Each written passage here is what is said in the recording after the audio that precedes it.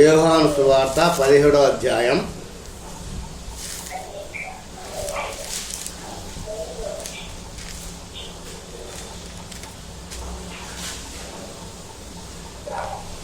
22వ వచనం.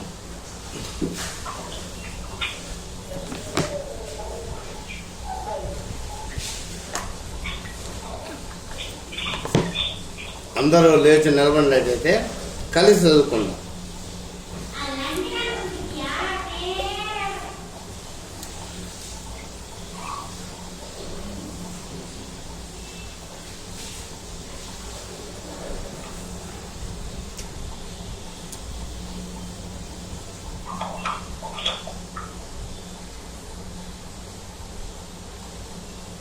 యోహాను సువార్త 17వ అధ్యాయం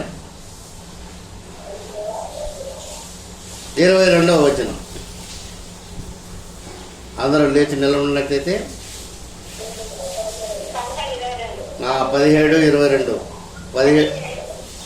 పేజ్ నంబర్ 98 న్యూ టెస్ట్మెంట్ కొత్త నిబంధన గ్రంథం పేజ్ నంబర్ 98.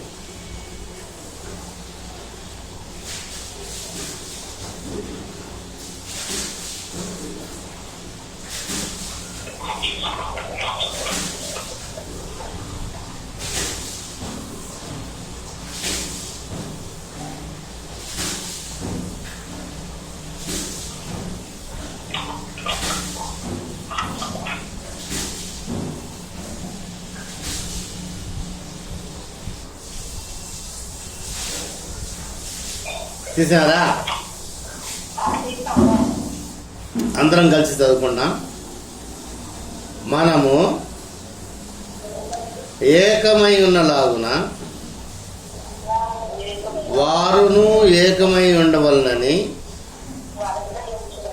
నీవు నాకు అనుగ్రహించిన మహిమను నేను వారికి ఇచ్చితిని.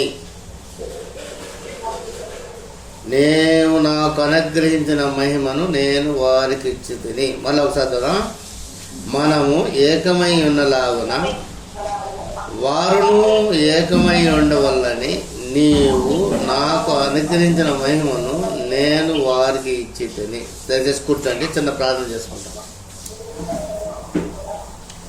మహాపరిశుద్ధ పరలోకం తండ్రి, మహోన్నతుడా, సర్వాధికారి, జీవము గల దేవ, జీవాధిపతి అయా, మరొకసారి ఈ ఉపవాస ప్రార్థన కొడికినత్తవై సాలెం ఆరాధనలో కూడి మిమ్మల్ని స్తుతించుటకు అలాగే ధ్యానించుటకు ఇచ్చిన సమయాన్ని బట్టి మీకే వందనాలు, స్తుతులు నాయన.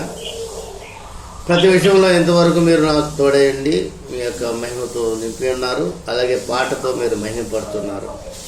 ఈరోజు వాక్యానుసారంగా మనము ఏకమై ఉన్నలాగన వారును ఏకమై ఉండవలనని నీవు నాకు అనుగ్రహించిన మహిమను నేను వారికి ఇచ్చితిని అనే వాగ్దానాన్ని నెరవేర్చిన ప్రభువా నీకే స్తోత్రములు, స్తుతులు.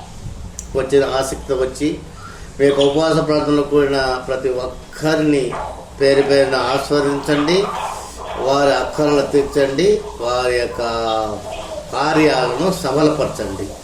అలాగే ఇంకా ఎందరైతే రాని ఉన్నారో వారిని కూడా మీ సన్నిధానంలో చేర్చుకోండి.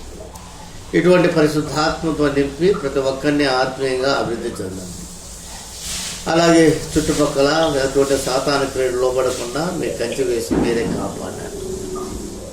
మరి ముఖ్యంగా ఈ యొక్క వాక్యంలోని మర్మాలను మాకు తెలియదు నాయన, అయినప్పటికీ మీ యొక్క మహాజ్ఞానంతో మమ్మల్ని నింపండి. మాట్లాడేది మేము కాదు, మీరే మాట్లాడి మమ్మల్ని మీ యొక్క వాక్యమును హృదయంలో భద్రపరచుకు తగిన శక్తిని, జ్ఞానము దయచేయమని నజరేయుడైన యేసుక్రీస్తు యొక్క అతి పరిశుద్ధ నామమున వేడుకుంటున్నాం తండ్రి, ఆమేన్.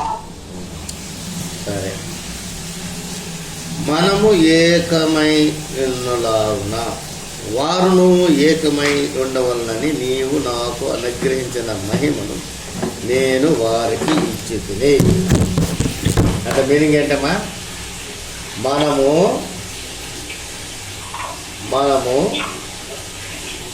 ఏమై ఉన్నాము? ఏకమై ఉన్నాము. ఎవరు మనం అంటే ఎవరు? ఎవరు మనమంటే ఎవరు? మనము అంటే అక్కడ ప్రభు అయిన యేసుక్రీస్తు అలాగే తండ్రి వాళ్ళిద్దరు ఏమై ఉన్నారంట? ఏకమై. వాళ్ళిద్దరూ ఏకమై ఉన్నాడు. అలాగుననే తండ్రి అయిన దేవుడు అలాగే కుమారుడైన ప్రభు అయిన యేసుక్రీస్తు ఏకమైండులాగున ఏం చేసినాం మనం? ఏకమైండులాగున మనము కూడా ఏకమై ఉండవలనని ఆయన ఏం చేశాడు? ఆయన యొక్క మహిమను మనకు ఇచ్చినాడు. ఆయన అంటే ఎవరు? ప్రభు అయిన యేసుక్రీస్తు. అదే ఇక్కడ చెప్తున్నాడు. ఏం చెప్తున్నాడు? 2వ వచనంలో మనము ఏకమై ఉన్నలాగున అంటే తండ్రి కుమారుడు ఎలాగై ఏకమై ఉన్నారో వారును ఏకమై ఉండవలనని నీవు నాకు అనుగ్రహించిన మహిమను నేను వారికి ఇచ్చితిని. కాబట్టి మనం ఎటువంటి మహిమ పొంది ఉన్నాము? ఏక మనస్సు గల మహిమను పొంది ఉన్నాం. అది ఎవరు ఇచ్చినాడు? మన ప్రభు అయిన యేసుక్రీస్తు మనకు ఇచ్చినాడు. మన ప్రభు అయిన యేసుక్రీస్తు మనకు ఇచ్చినాడు.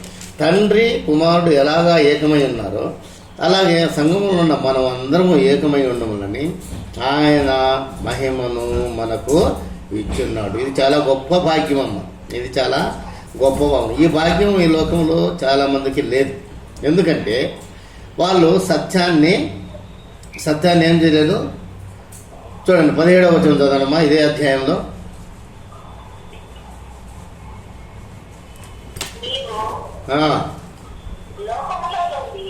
ఇదే అధ్యాయంలో 17వ అధ్యాయంలో 17వ వచనం.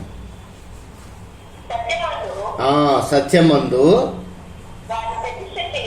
వారిని ప్రతిష్ఠ చేయము, నీ వాక్యమే సత్యము. నీ వాక్యమే సత్యం. ఇంకేం సత్యం కాదమ్మా. ఆయన యొక్క వాక్యమే సత్యం. ఎందుకంటే ఆయనే వాక్యం. యోహాను సువార్త 1వ అధ్యాయం 1వ వచనం ఒకసారి చదవండి.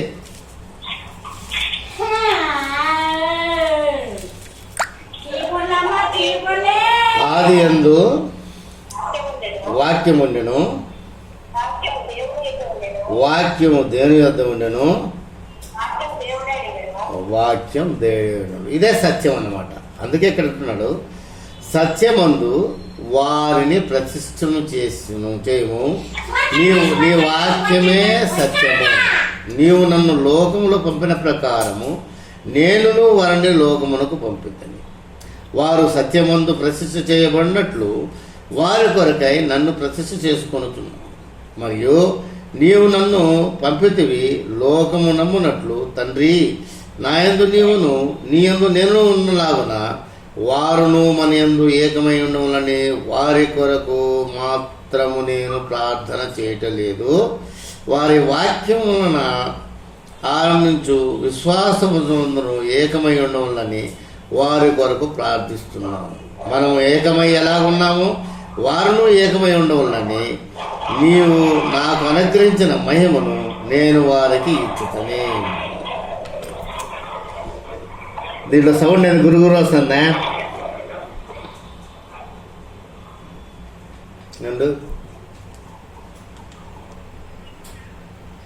నీ దాంట్లో సౌండ్ గురుగురు వస్తుంది. ఇప్పుడు బాగుస్తుందా? నాకు గురుగురు అని రివర్స్ సౌండ్ వస్తుంది. బండ్లు పోతున్నాయి పక్క. Okay okay okay. కాబట్టి మనం దేని యందు ప్రతిష్ఠపడాలా?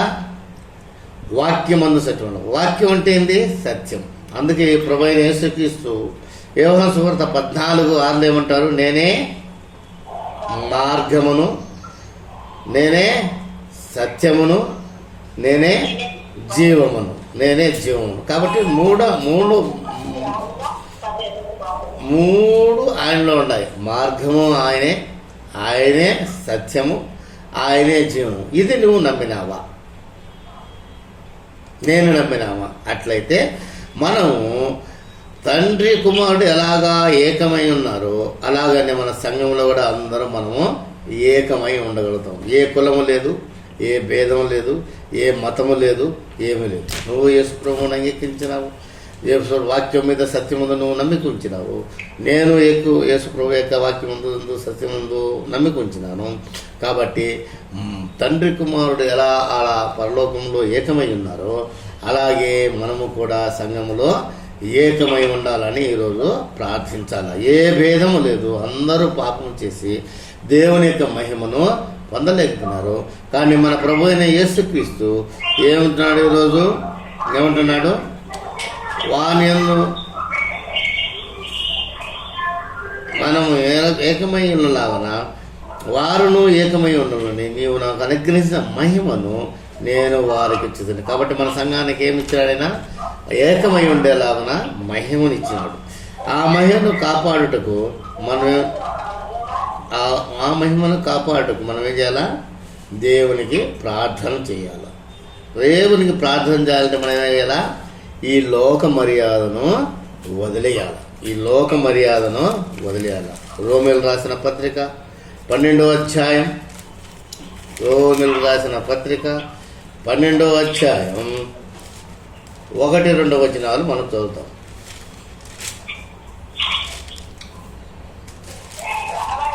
కాబట్టి సహోదరులారా, పరిశుద్ధమును దేవునికి అనుకూలమైన సజీవ యాగముగా మీ శరీరములను ఆయనకు సమర్పించుకునడి. దేవుని వాత్సల్యతను బట్టి మిమ్మును బతిమాలుకొనుచున్నాను. ఇట్టి సేవ మీకు యుక్తమైనది. మీరు ఈ లోక మర్యాదను అనుసరింపక ఉత్తమమును అనుకూలమును సంపూర్ణమై ఉన్న దేవుని చిత్తమేదో పరీక్షించి తెలుసుకున్నట్లు మీ మనసు మారి నూతన మొగట వలన రూపాంతరం. ఈ లోక మర్యాదలు చాలా ఉన్నాయి. ఈ లోక మర్యాదలు చాలా ఉన్నాయి కదమ్మా. పిల్లు చేడటం పోకూడదు, మనువపు చేడటం పోకూడదు, లేకపోతే ఎవరైనా వంటి బ్రాహ్మణుడు వచ్చి ఎరుగపోకూడదు, వంటి బిడ్డ ఉండేవాడు ఎవరైనా వచ్చి పోయకూడదు, ఎవరి ఇంట్లో పురుషుడు స్త్రీడు పుట్టకంటే వాళ్ళ ఇంట్లో కూడా పోకూడదు. చాలా ఆచారాలు ఉన్నాయి కదా లోకంలో. అలాగే అష్టమి, నవమి, దశమి, ఋతుమి, అలాగే ఇంకా ఏంటి ముట్టు అంటు